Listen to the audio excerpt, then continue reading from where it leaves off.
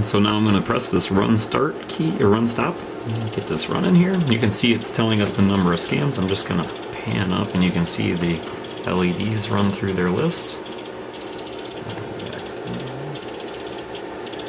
And so I'm going to go through, here we have the view key. Well, actually, let's run through the view. So as the instrument is scanning, we can do a number of things. Here we can look at each individual scan. Here we've got channel 201, temperature, minimum, maximum, and average, as well as the standard deviation with respect to time. We can change that to different channels in the scan list.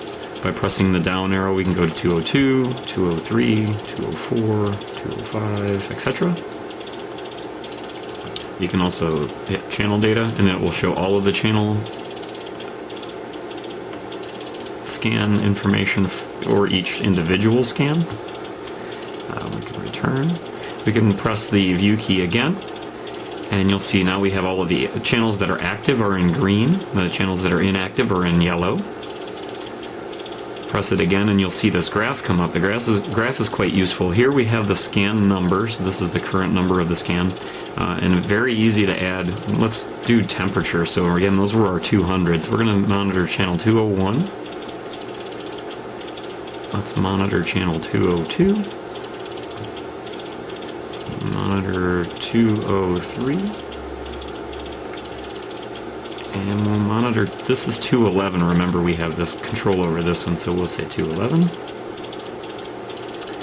And you'll see that the temperature is going across, and then we're going to just grab onto this one here and let it scan through. So it is taking, and you'll see, yep, we jumped up to 70.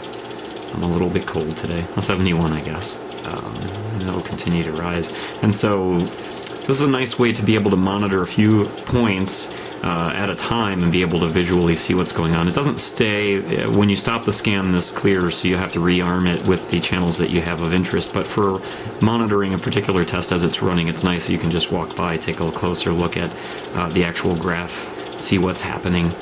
And then I'm going to stop this scan, and we're going to go into the monitor now.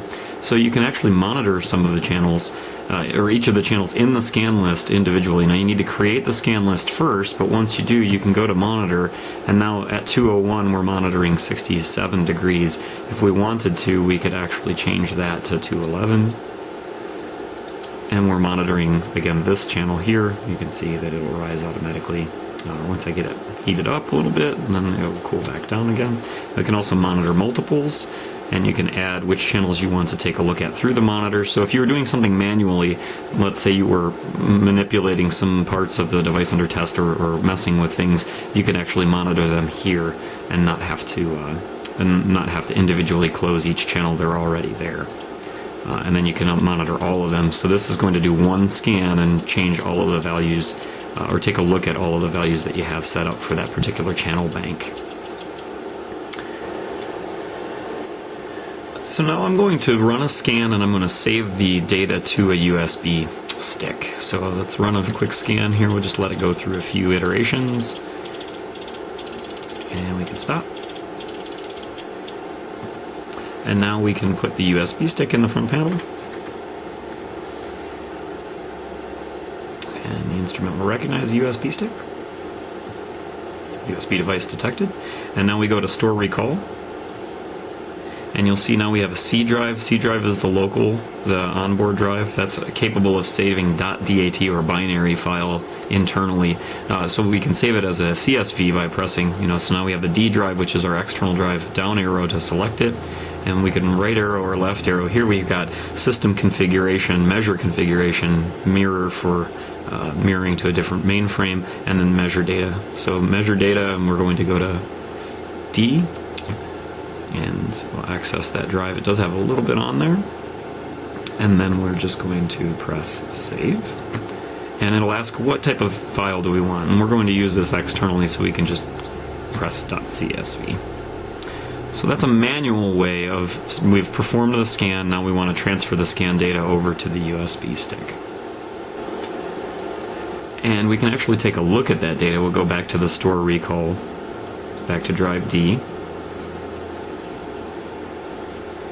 And you'll see there's a new file here that actually has the date date stamped. So it's going to each successive scan is going to get data as well as a configuration file for that particular scan that you took. So you can always go back in your records and have an idea of exactly where your starting point was.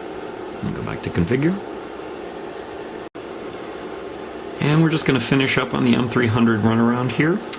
The instrument, again, it's capable of many multi-point measurements. So if you have to take voltages or temperature measurements at multiple points, and you want to do that in a very convenient, single instrument sort of platform, M300 would be perfect for that application. It also does have software available. There's Ultra Acquire. It also works with Agilent or Keysight's BenchLink. So there are some compatibility modes that allow you to use existing programs. And again, if you have any questions or concerns, just contact us here at Rigol North America. And thank you very much for your time. Take care.